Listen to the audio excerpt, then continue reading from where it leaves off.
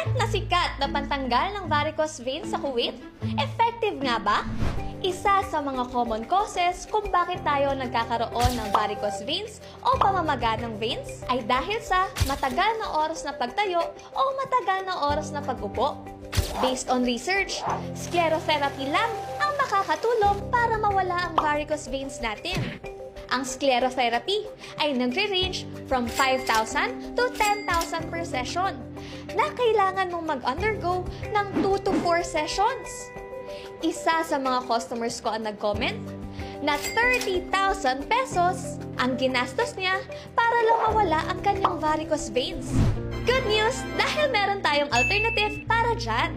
Ang BTY Overnight Mask at BTY Instaglow ay merong Centella asiatica, hydrolyzed collagen, and niacinamide na nakakatulong para mawala ang varicose veins natin. Kadalasan, ang varicose veins ay nakikita sa bandang legs o paan natin. Katulad na lang ng customer namin na si Sisi Ever. So, ito yung itsura ng kanyang varicose veins bago siya gumamit ng BTY Self-Care Trio. Kitang-kita na namamaga at bukol-bukol ang kanyang varicose veins. At dahil sa tuloy-tuloy na paggamit niya ng BTY Self-Care Trio, ang kanyang varicose veins nag-fade na!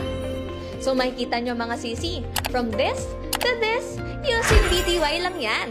Disclaimer lang mga sis ha, results may vary from person to person.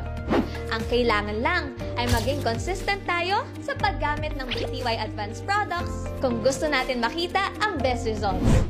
At kung gusto mo pang makakita ng iba pang feedback, i-follow mo lang ako dito at sumali ka sa ating group na BTY Support Group. At kung gusto mo naman itry ang ating mga products, available siya worldwide. Mag-comment ka lang sa video ko para ma-assist kita.